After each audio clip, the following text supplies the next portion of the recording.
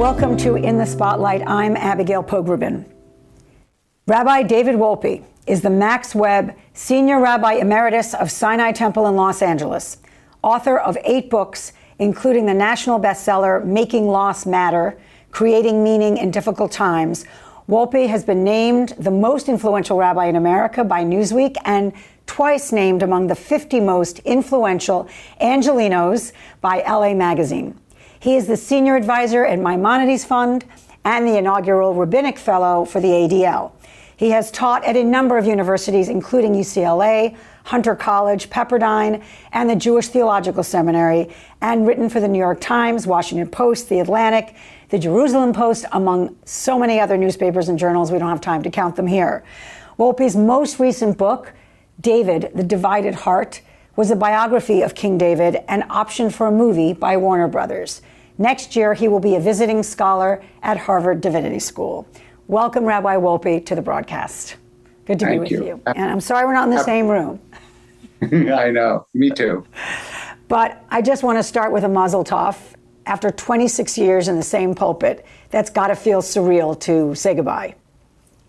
It is a very strange, I think it hasn't entirely sunk in, but you wake up on Shabbat morning and actually it's even more on Friday night. On Friday night, I was always aware, like tomorrow morning is shul in a big way.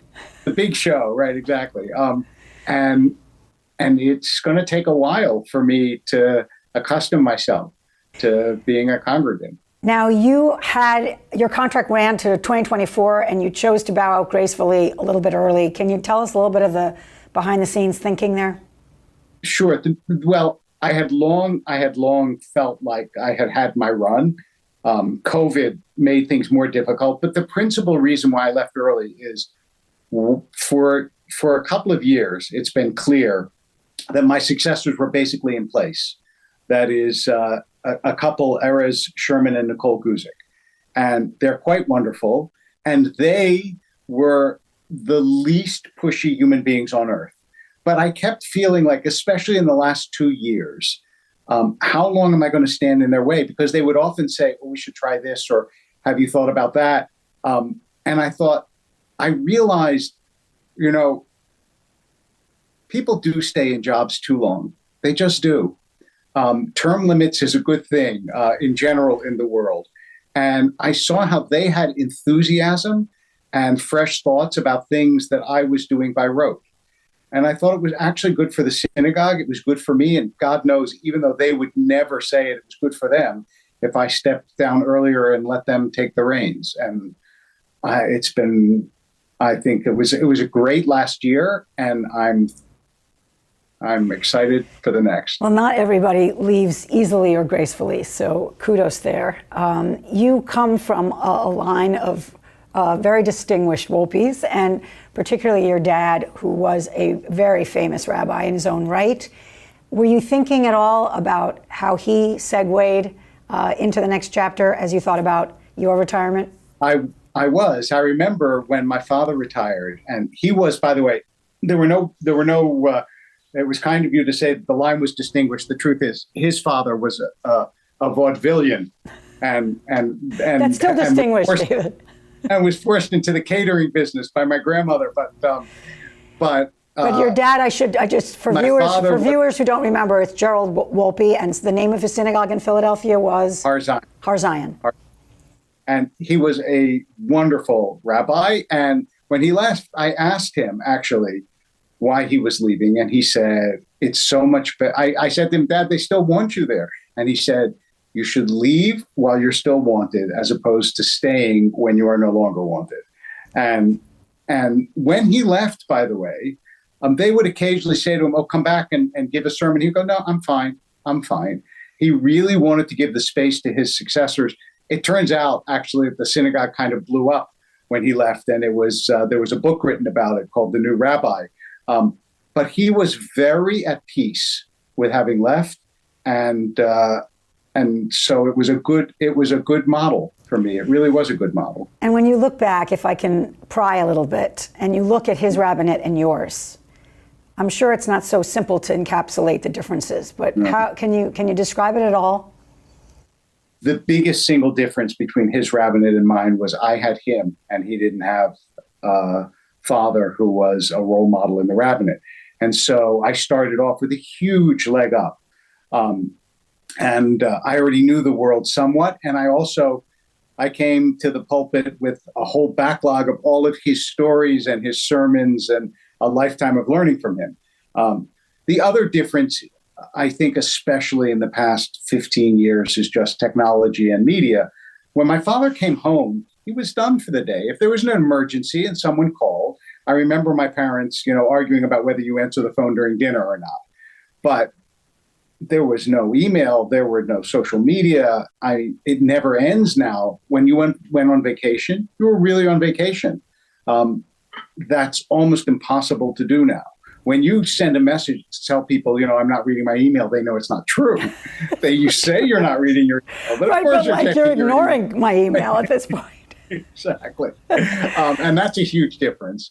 The one thing that I thought would be different, but that wasn't different, was when my father left the pulpit, I thought, okay, anti-Semitism was a big issue in his day, but wouldn't be in mine. And for the first several years of my rabbinate, that was true. But unfortunately, that's no longer true. And you have sometimes talked honestly about where you feel your strengths were.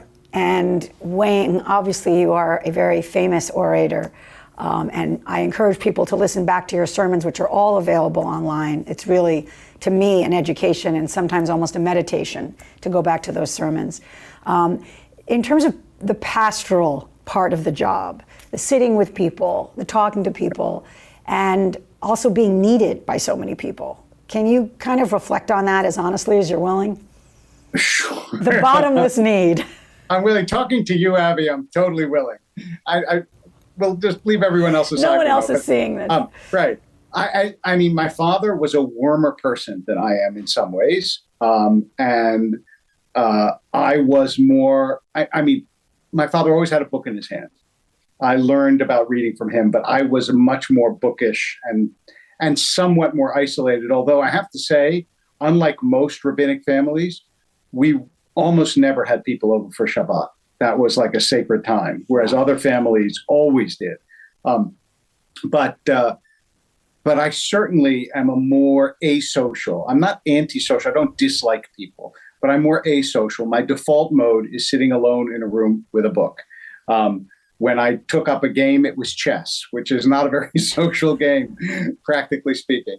And so for me, the hardest part, and yet paradoxically the most rewarding part, were the times that I was forced, in quotes, to go out and do a wedding or to be at a funeral. And I found those things unbelievably meaningful and powerful, but partly because they opened parts of myself that by default would remain closed. So you wrote a absolutely beautiful kind of farewell op-ed, or I guess it's called a guest essay now in the New York Times. Right. And we're talking about July 2023. I just want to quote some of it. For over a quarter century now, I have listened to people's stories, sat by their bedsides as life slipped away, buried their parents, spouses, and sometimes their children. Marriages have ended in my office, as have engagements. I have watched families as they say cruel, cutting things to one another, or just as devastating, refuse to say anything at all. I have seen the iron claw of grief scrape out the insides of mourners, grip their windpipes, blind their eyes so that they cannot accept the mercy of people or of God. The decision to write this piece, which really was beautiful and I went viral, certainly in my world, was that a decision to kind of, mark this transition and kind of remind people what the job is? So it was weird in a way. I didn't plan to write it. And after I wrote it, I remembered Saul Bellow when he wrote 2 short books, and then he wrote this book, The Adventures of Augie March. And he said it just came to him. He just captured it in buckets. He just had to hold out the buckets. And it's like I sat down at my desk and just wrote the whole thing in one go. And I realized that some part of me had been storing this up for a long time, because I just wrote it right out, and that was it. And the accumulation of both pain and joy really does start to like accrete layers on your soul. There's so much of it. When I cast my mind back, just today, actually, I was thinking about a time, and I was telling someone about a time that I went to someone's house and walked around with a teenage daughter whom I had never met before and didn't know, trying to convince her that her mother really loved her, while the police were in the house cutting her mother down from the rope on which she had hung herself. And I don't know to this day, since I don't think that I've seen her again, I don't know if anything I said was meaningful or helpful or good or whatever. And just the idea that I was in that position all of a sudden was so, it was both incredibly important and you feel incredibly inadequate. And that's, I think for me, those were like the two buckets, to go back to the bucket image.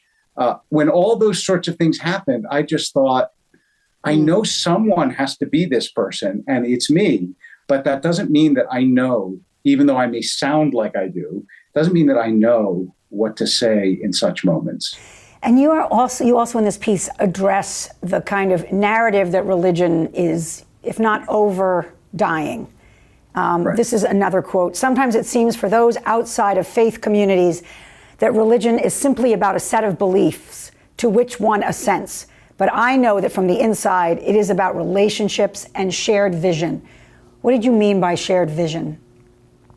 I mean, at least for Jews, the survival, integrity, decency of the Jewish people is incredibly important. And even people who don't have a religious connection to Judaism or who feel disaffected, somehow something in them still feels deeply Jewish. And so there is this shared vision. Now, that doesn't mean there aren't a lot of splits. And as you know, in my congregation, there were a lot of splits. But still, it's one of the reasons why, like, when there is an act of antisemitism, all of a sudden, Jews feel this tremendous sense of solidarity because there is that connection that transcends even the beliefs that the tradition says Jews should hold. And when you look at young people, you have a young person in your life, your daughter, who's kind of beyond her years, mature beyond her years. But if you look at teenagers, early 20s, and they're a little bit apathetic or feel like religion isn't necessarily speaking to them, synagogue is not speaking to them, and obviously the fissures around Israel are enervating for this generation in so many ways. What's your on one foot kind of, I'm not asking you to sell it, but why religion for them? Why Judaism? So I think I'm gonna quote William James. He said, "The great use of life is to spend it on something that outlasts it." I think they'll discover as they get older something they already intuitively know, which is that a life that is purely focused on yourself, it's not only that it's a small life and in some ways an unworthy life, but it's not going to be a happy life. That actually, the same thing, to go back to what I said earlier, I didn't want to go do the funeral. I didn't want to go do the wedding. I didn't want to do these things that brought me out of myself. But having been brought out of myself, I found a meaning and even a joy that I never would have known otherwise. And the same thing is true in religion. When you reach beyond you, you find yourself differently. Now, I know you said a one sentence, but I'm still talking to this kid. I'm going to say to you, I understand if you walk into my big synagogue and you look around at the walls and you go, this is not my spiritual home. But I'm telling you, there are 1,000 different creative, unusual, startup Judaisms with all sorts of different kinds of spiritual leaders, guides, helps, so on. And one of them will speak to your soul. and you will discover that your life will be richer and better with it than if you just walk away. I was lucky enough to interview you for a series I did talking to clergy about God for the Forward during the pandemic. Right. It was called Still Small Voice. And I remember just the kind of the courage that you had to acknowledge that Jews sometimes just don't easily talk about the divine. It makes us somehow squirm a little bit or feel like we're talking Christian language. This one, I think it's, I mean, you said this in a sermon, maybe you've written it too. You said that one of the ways you understand God is saying, I don't want to live my life on the ground floor. Can you just expand on that a little bit? Because it's an idea that resonates for me. You can live your life as purely, as seeing the world as purely material, but that's living your life on one plane. And life actually operates on multiple planes. Sometimes you're forced to realize that. Like when you have a child, all of a sudden you go, oh my God, there's a whole new story. That is not narrative story, although there's that too, but a story to the house that I didn't even know was here. Because people who think they know what it's like to have a kid, then they have a kid and they say, as we all did, you have no idea what it's like. And the same thing is true here, which is if you have a spiritual life, it is actually really unlike your day-to-day life. And it allows you to live on multiple levels and to experience the world in multiple ways that you can't if you think that everything is about stuff. You gave 4 sort of final sermons, and in one of them, and I encourage people to find them as you kind of had your departure lap. In one of them, you said you entreated your congregation to be Jewish, and it struck me that you were asking Jews to be Jewish, and I kind of understood, but I'd love you to articulate it a little bit more. So you're Jewish definitionally, but that doesn't mean you live your life with anything that brings Judaism to your life or to the world. And I really believe that if Jews don't, it's not only Judaism that loses something when Jews aren't Jewish, the world loses something, that we have something unique to bring to the world. That's why we're still here. That our, ad hoc committee hasn't exhausted itself of all the things that it still has to teach and do. And so when something happens in the world, or when people raise kids, or when they choose to live their lives, I want them to do it in a way that both absorbs, acknowledges, and promotes the tradition in one way or another. And there are a billion different ways to do that. And so I thought that it was important to give the message that to be a sort of passive, non-acting Jew is not to be Jewish. It's to be definitionally Jewish, and that's not enough. It's just not enough. You also made a request. Don't forget that other Jews need you. Jews are compassionate people, and the children of compassionate people. Why, again, do we need to hear that, do you think, right now? Well, so Jews have always fought. It isn't true that there was once this perfect time of Jewish harmony, and now Jews are polarized. Jews have always had trouble with each other because we're human beings, just like families have trouble with each other.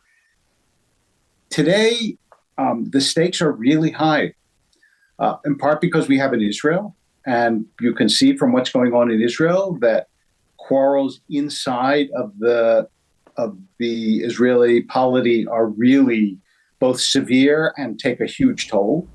And I want Jews to lead with compassion, and there is a tendency that's really acute now to caricature whoever opposes you politically, religiously, whatever. And I want people to remember what I said in the editorial, which is you don't even know yourself. Mm-hmm. So the idea that you know exactly what that other person is like, that they're just no good, inconsiderate, coarse, foolish, is almost certainly wrong. And just to probe a little bit of the discord that we've seen. Yeah. I mean, you addressed it in your own synagogue, and we've all seen it in ours, that, you know, what used to feel like a family suddenly is exposed there's sometimes some ugliness in terms of people's impatience with each other and assumptions about each other. Did you see that ratchet up in the last, 6 years? And I just would, what would be your advice? My. What would be your advice to rabbis with less experience under their belts as to how to manage it? Because you have to love them all, I assume, and sit at the sick beds of them all. Well, so first of all, it's actually, I want to go back to the way you ended your question, go to the sick beds of them all. But first of all, it was bad enough, God knows, but it got much worse under COVID. Because I had a synagogue that was really divided between the wisdom of masking and also the wisdom of vaccinating, and especially vaccinating children. And it was brutal. Because there are binary choices. Yes, you have to wear a mask, or no, you don't have to wear a mask coming into the synagogue. There's some things you can't split the difference on. And either way we chose, a large part of our population was going to be very upset, to say the least.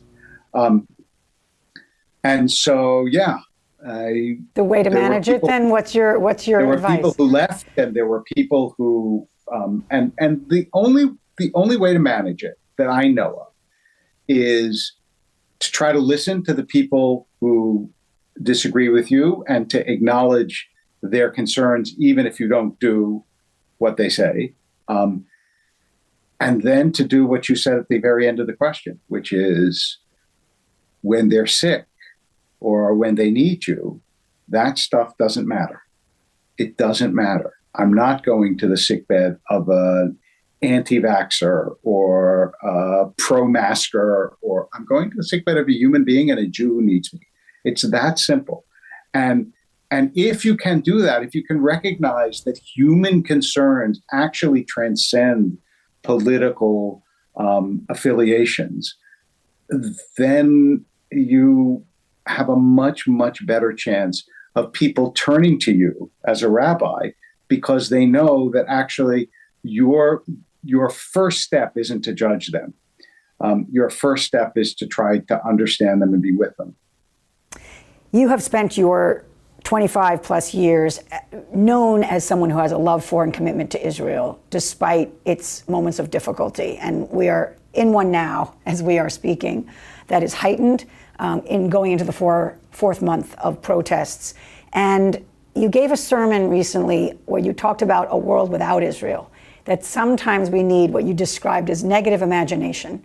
We're so used to in Israel that we don't actually think about what it would be like without it. Can you talk about how that orients your perspective on what's happening there now? Yeah, I mean, I almost thank God that there's a place that can tear itself apart. I know that sounds weird, but I don't remember the world, but I've read about the world before there was such a place. And it was, and I'm not just talking about the Holocaust. Well, I just shouldn't be used in any sentence with the Holocaust, but I'm not talking about the Holocaust alone.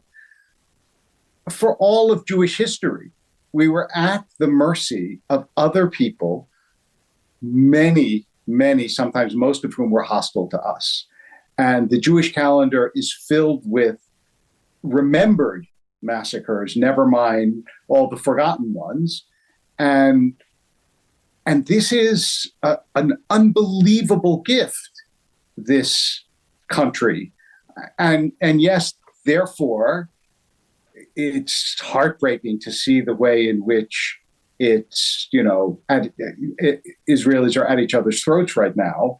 But it's also unbelievably encouraging to know that we have a place where Jews can demonstrate. Imagine Jews demonstrating by the hundreds of thousands in the streets, and nobody comes out with billy clubs and or guns to mow them down, like would have happened in every country almost in history until the very, very, very few last years. So for me, I mean, you have to start there.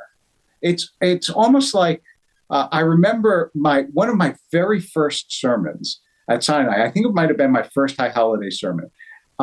I thought, okay, I'm going to start. I said, I know you expect more from your new rabbi, but I'm starting with The Simpsons. And I told this story about how Marge Simpson's mother comes to the door on Thanksgiving, and she says, I have laryngitis and I can't talk, so I only want to say one thing. You never do anything right. And I talked about what is good criticism and what's bad criticism. And I said, good criticism always starts with love. If it doesn't start with love, you won't listen to it. Mm. And that's how I feel about Israel. If you start with love, I'm willing to listen to what you have to say. So as we finish this interview, I have to end with Torah, because it's been such a through line of your life and your life's work. I mean, every week you had to have something to say about this extraordinary book that you're reading again and again. And one quote stays with me. You said, it doesn't matter what happens in life, there will be something in the Torah that can explain it to you. I think those of us who've been lucky enough to study Torah with great teachers like yourself understand what you mean, but can you illuminate that for us? There is nothing that happens to a human being that isn't somehow described, presented, understood, explained, not just in the stories of the Torah, but in the voluminous commentaries on the Torah. The Greeks used to say about Plato that whatever road of life you walked down, you found him on the way back. And that's exactly how I feel about the Jewish tradition. When, we cry the same tears that our biblical ancestors did, we have the same sibling rivalries, the same problems between couples, the same parent and children issues, everything, it's already there. And so if you want a guide through the wilderness, which is what the Torah tells us a world is, right? It's a wilderness. You need other people, and you need a sort of blueprint. And that's what the Torah is for me and has been for the Jewish people for thousands of years. And also is the longest continuous tradition for teaching us how to grow our souls. So if you want your soul to grow and you want to move through this world with wisdom, it's in the Torah. Thank you, Rabbi David Wolpe. I personally want to thank you for your tenure, for your writing, for your teaching, for your sermons, and for your friendship. And I'm sure there are going to be many more chapters. I want to let everyone know that Rabbi David Wolpe is going to be anchoring a new kind of education extravaganza at the Stryker Center in New York, affiliated with Congregation Emmanuel. And if you go to this website, Yesod, that's the name of it, yesod.stryker.nyc. We'll put it up on the screen here. Wherever you are in the country, actually in the world, you can participate. He's going to be teaching every month. There are going to be many incredible guest teachers, but each section is going to be anchored by Rabbi David Wolpe. And I would sign up if you have the chance, because it's going to be one of those very, very special educational experiences starting in October 2023. And I'm Abigail Pogrebin for In the Spotlight, and saying goodbye to Rabbi David Wolpe. Thank you for this time. Abby, it's always more than a pleasure. Take care. Thank you.